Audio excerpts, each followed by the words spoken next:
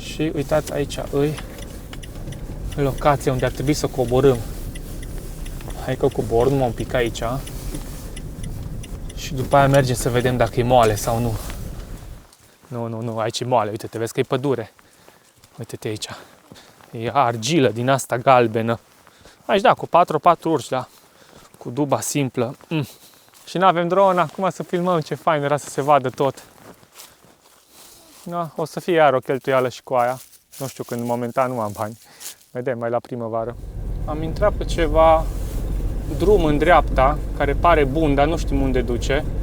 Da, oare unde duce? Mă, drumul te duce, dar eu nu-mi dau seama unde putem merge, că nu se vede nici pe hartă nimic aici. De semnal am dat deja aici pe sus, pe dealuri, dar căutăm încă locul perfect unde să putem sta. Salutare, dragilor! Ziua bună! Aici, Dubițarii motocicliști. De la Lucifer Videographer, Robert Și Iasmina. și bine v-a regăsit într-un nou episod cu Dubița. Da.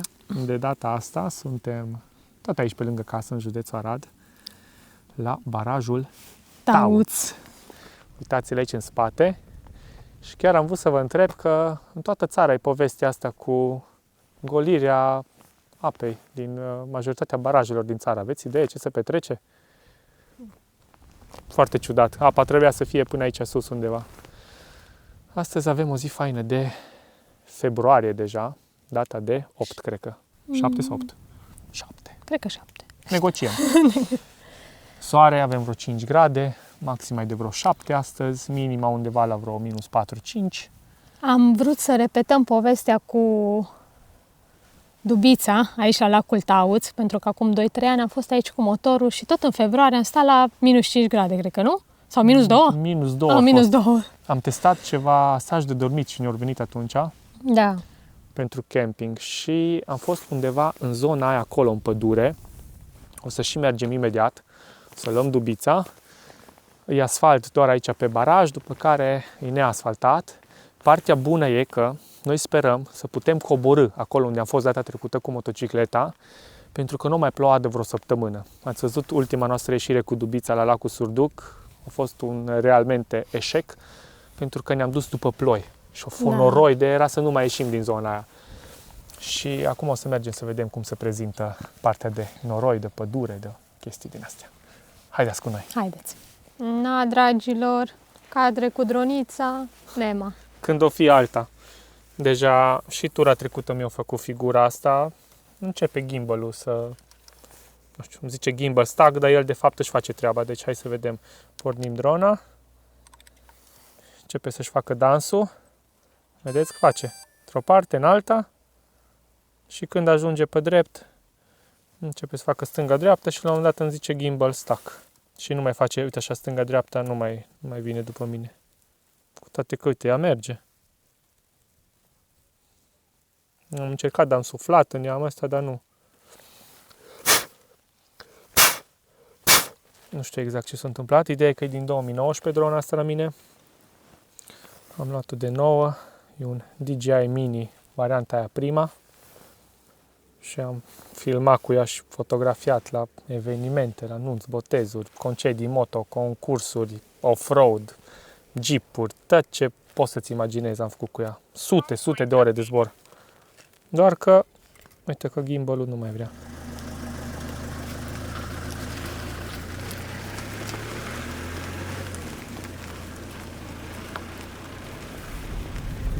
Nu e chiar așa rău drumul pe aici, doar că am eu un pic umflate roțile cam tare pentru drumul ăsta pietruit, dar restul e bun. Aici e fain că poate să și plouă, poate să întâmple orice, fiind piatra asta sub. Nu e nimic grav. Vedem noi imediat când găsim locația noastră, să vedem coborârea. Cred că mergem prima oară pe jos și tatonăm terenul. Da. Uite ce fain e drumul pe aici. Luăm niște cadre cu Insta360 acum.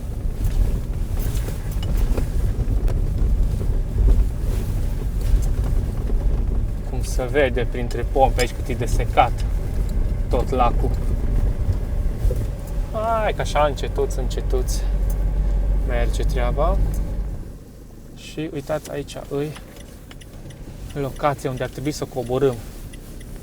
Hai că coborâm un pic aici. Și după aia mergem să vedem dacă e moale sau nu.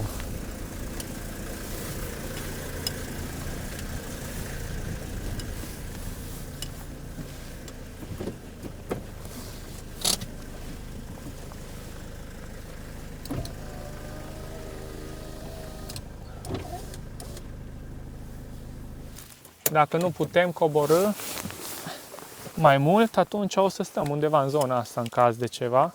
Așa când te uiți încolo, Pare destul de moale, adică nu e chiar moale, dar hai să mergem să vedem. așa, uite, când calci, Aici urcă, aici. Trebuie să vedem mai jos. Acum e destul de uscat. Uite, filmează așa la picioare. Uite, vezi, aici ar trebui să fie moale și uite, pe astea prinde. Și nu aici e problemă, ci mai jos, uite, văd că deja cineva o cam scormonit pe aici. uite acolo jos, nu? Aici văd urme de tractor. Eu cred că o scos tractorul pe careva de aici. Eu așa am impresia. Știu că atunci cu motorul am văzut că era coborâre destul de abruptă și urcarea. Știu că atunci eram cu lăzile laterale, cu cort, cu tot și am simțit. Bine, dacă mergi aici pe margine, cred că e ok, nu să nu te bagi în găurile astea, nu? Nu, aici nu cred că e așa mare problemă, cu toate că e pantă deja și aici. Acolo, jos, unde e pădurea. Da, dacă nu rămânem undeva sus și gata că... Măcar mergem să vă arătăm locația, să vedeți ce fain era acolo jos. Da. Hai, uite acolo jos, că deja parcă văd de ce de jos Da. era. Aici e destul de moale, dar nu e atât de moale încât să nu ai aderență. Uite acolo jos. Aici era panta asta, Da, ia. aici e panta în pădure, asta zic că e un pic. Hai să vedem. A, E pantă, oi. asta nu cred noi. Nu cred că urcă, că e grea duba, Nu. nu. Dar n-ai cum, uite ce e aici. Mhm. Nu, aici e moale, uite, te vezi că e pădure. Uite-te aici. E argilă din asta galbenă. Aici, da, cu 4x4 urci, da. Cu duba simplă. Cu toate că, uite-te, nu-i noroi, e uscat, uite. E uscat, dar Eu zic să nu riscăm, că n-aș nu vreau risca. să rămân aici. n-aș Să risca. nu mă pot bucura de moment. N-aș risca, că sincer, Păi, și uite ce înclinat e. E super. De-aia zic eu cu motorul, știu că am avut de urcat. parcă eu atunci nu era chiar așa. Acum și urmele astea parcă de... Nu? Nu era chiar așa. Păi, panta nu dispare, tot asta e. Nu, uite de aici ce e. Da. Cu un 4x4, da, dar cu dubița Aici noastră. cu siguranță a fost un tractor ceva, că e prea... Eu așa zic că aici a rămas careva și a venit tractorul după el. Uite-te aici, pantă, nu știu cât se vede pe Uite video, și aici, dar tu știi Uite cum aici. simți. pomul. Nu, uite-te aici, ce rădăcini sunt aici, filmează Aia, dacă da, aia poți. arăta, mă, că Uite-te aici. simți și pe picior cum te duci în jos, da, păi... Da, nu-i bai, că stăm în sus sau poate mai mergem un pic, poate mai găsim ceva loc plat. Mai era fain că era Chiar, ferit. mai putem merge și din partea alaltă să vedem că... Hai, dragilor, să vă uitați, vă rog, la clipul ăla unde am fost noi cu cortul și cu motorul, cum culegeam noi de aici lemne. Vă las link în descriere să Acolo, îl găsiți mai ușor. De acolo căram lemnele aici. Ce vremuri faine. Uite, aici am stat, uite ce frumos a fost aici. Da, super fain a fost. Ai, și era apa până aici atunci. Da, și era acum apa e acolo. sec. Și nu avem drone, acum să filmăm, ce fain era să se vadă tot. Da. Da, o să fie iar o cheltuială și cu aia. Nu știu când, momentan nu am bani. Vedem, mai la primăvară. Da.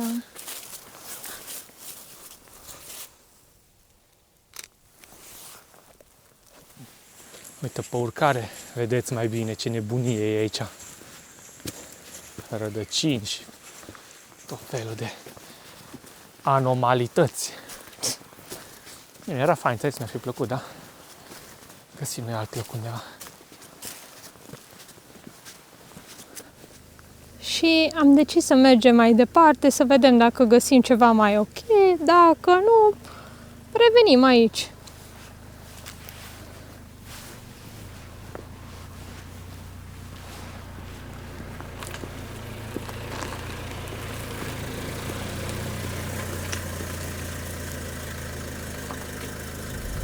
Am intrat pe ceva drum în dreapta, care pare bun, dar nu știm unde duce.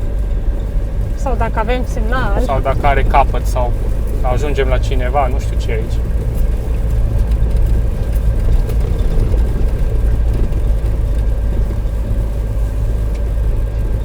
Noi, de fapt, vânăm semnal acum, că noi nu avem semnal niciunde.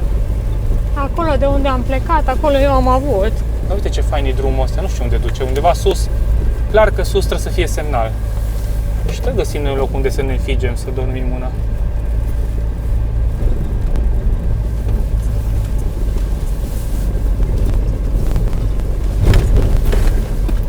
Nu am idee unde duce. Posibil la cineva, că e prea... Uite, acolo la un moment dat e cu nisip, parcă, nu? Sau?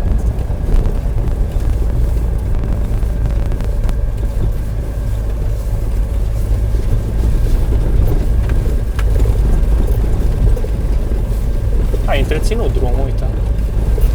Poate are careva căsuț aici sau ceva sus. Nu știu, dar arată bine zona așa. Semnalul, ce zice?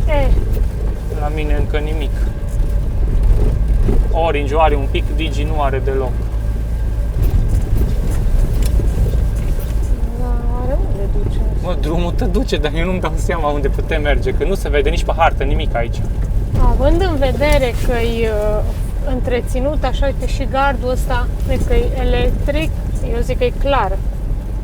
Aici, cuiva, undeva în capăt. O fi o fermă, ceva. Da. Dar ciudat că nu este semnal, uite cât de sus suntem. Tot acolo la taut jos ajungem noi, să vedeți.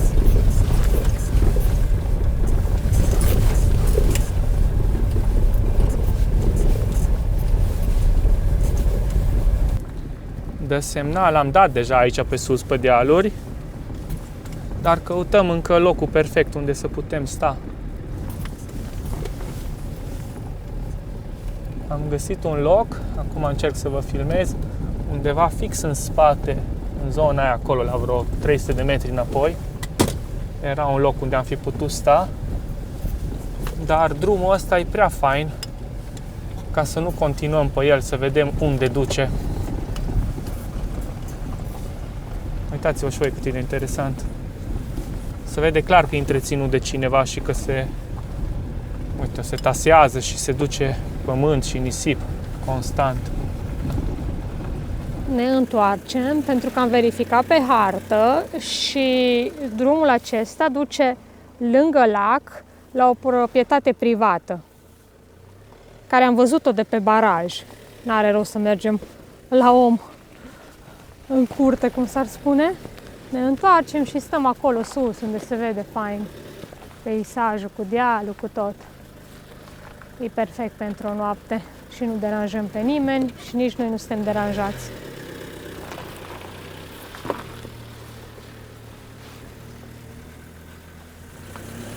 Și am găsit locul unde vom sta la noapte.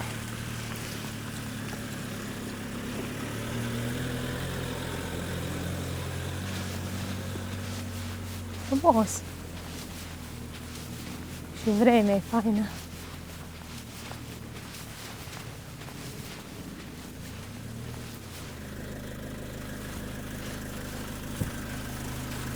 Era fain și mai încolo, dar avem aici un șanț și acolo îi arat. Clar e terenul cuiva, de-aia ai făcut ăsta aici. Eu cred că ceva de genul e bine. Am încercat să o pun să fie la nivel, nu mi se pare înclinată, și să avem ușa aici, să vedem frumos. Da.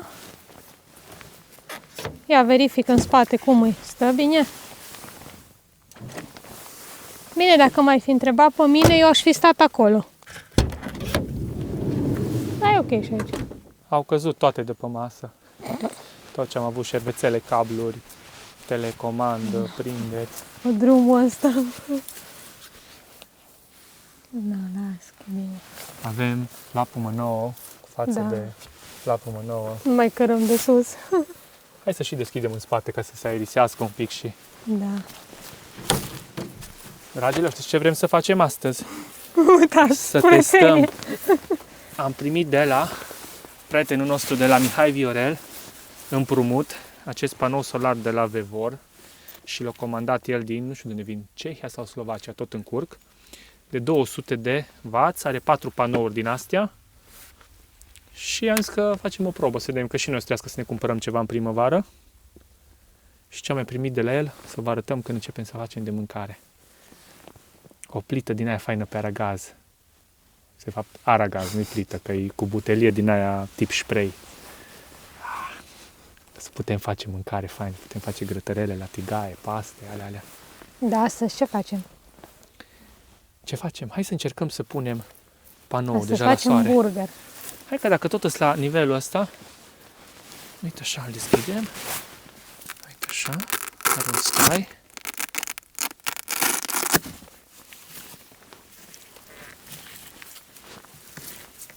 Aici în spate are picioarele lui, care sunt fix invers. Deci panoul vine, uite, așa. Și așa. Și acum, aici putem regla picioruțele, are aici acest sky și niște capse. Și dacă punem aici, el stă așa.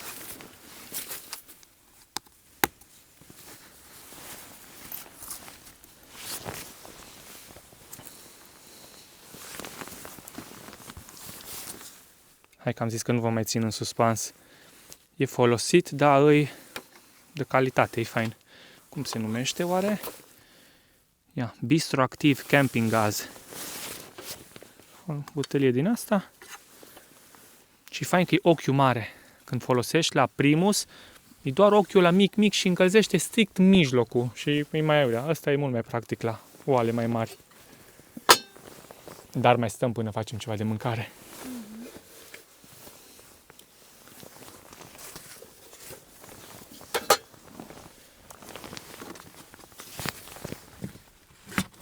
Hai că am mutat panou aici în fața mașinii până mai avem soarele astea așa cât de cât, că e o pătură de nord nea fină. Și să scoatem cablu, care îi foarte fain organizat aici și are o lungime de vreo, cred că în jur de 3 metri. Uitați câte mufe de conectare vin, toate la pachet. Vedeți de aici, de la conexia asta, de aici, de la astea două mufe. Eu am nevoie în mod normal de ăsta. Dar eu ce fac acum? E că deconectez mufa asta și asta la altă. Las ăsta deoparte. Îl bag înapoi aici la locașul lui. Și aici am eu cutiuța mea cu cabluri. Asta e priza la 12V pentru EcoFlow, exact cu mufa aia cu XT60. Aici am pentru LED-uri, dacă vreau să leg la 220. Aici am pentru frigider, mufa de 12V. Și aici am cumpărat eu un cablu preventiv, că încă nu aveam la ce să-l folosesc.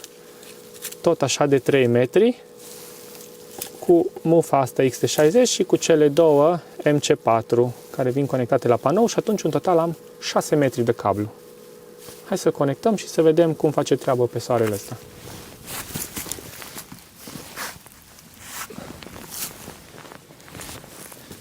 Roșu la roșu, nici nu avem cum altfel. Și minus la minus. Bun. Și acum ar fi trebuit deja să se conecteze panoul. La soarele ăsta așa palid, un panou de 200 de W, bagă 104 W și avem consumul de la frigider 43. Știi ce facem acum? Hai să dăm frigiderul pe 60 de W, pe maxim, ca să fie mai interesant. Am comutat frigiderul și uitați, a urcat la 58 de W, 60 de W pe maxim. Și noi avem 100 intrare. Eu zic că e bine 100 intrare din 200 pentru că soarele nu-i tare. E o pătură de nori. Uitați aici o treabă interesantă. 93 de W, se bagă Iasmina să facă umbră. Uitați, 70, 74, 60. Du-te, te rog frumos înapoi, mai rămâi un pic cu umbra pe panou. Deci 90, uitați umbra, 70-60, uitați cât contează umbra. Foarte tare. A ieșit, înapoi 90. Ne punem să facem burgerii. Cât mai avem soare, să profităm. Suntem niște profitori. Bine, hai să testăm aragazul. Avem butelia asta tip spray. Are un locaș aici special. Așa. Atât e pe traiectoria lui. Apăsăm pe asta.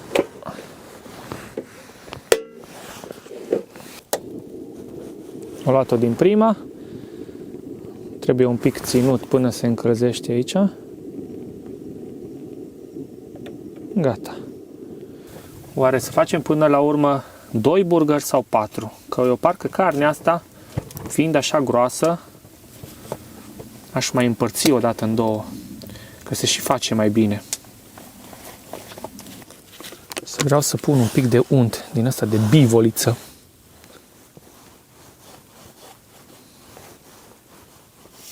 Încerc să le dau o formă așa mai subțire, un pic din mână. Oricum ele se mai strâng.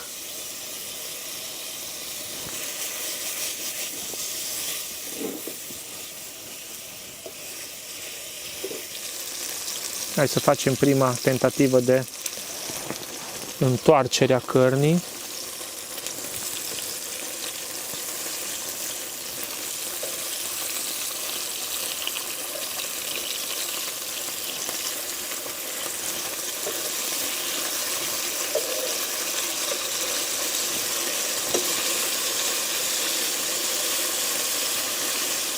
Să și condimentăm un pic aici cu din asta de spicy barbecue. Mai avem și un pic de bacon care sfârie aici. Am pregătit roșie, ceapă, brânză, salată aici jos. Băgăm chiflele un pic la încălzit și facem burgerul.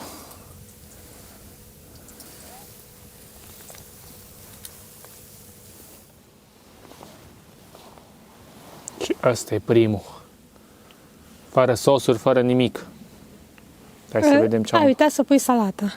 Nu-i bea că salata o mânc, cred că așa pe Da, lângă. bun. Da, stai numai să gust că nu mai pot de poftă.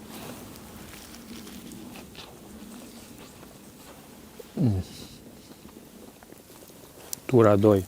Primul deja e mâncat.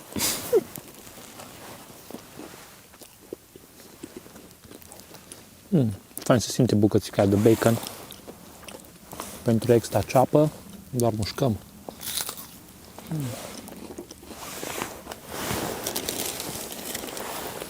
De salată.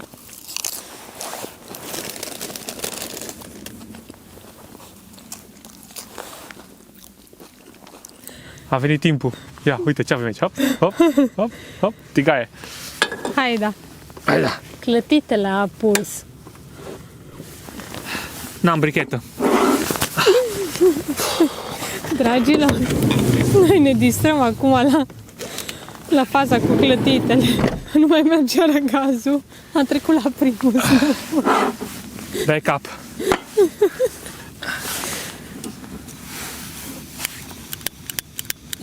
Ăsta e sfânt. Bun. În 2-3 minute nu mai avem soare. Am vrut să facem clătitele pe un apus frumos. Folosim puțin unt în loc de ulei. Că nu avem. Da. Și am făcut acolo de acasă, seară, soluție. Asta avem o sticluță din asta de 300 de ml plină și avem încă una pe un sfert.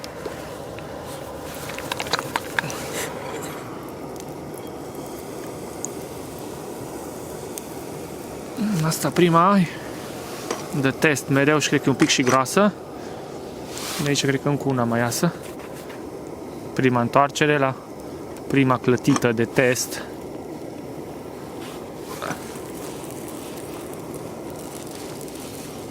Pic grosuță.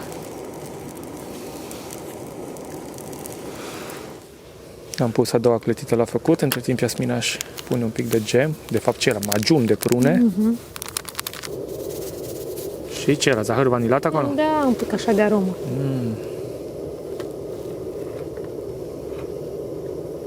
Oi, ce fain că e caldă.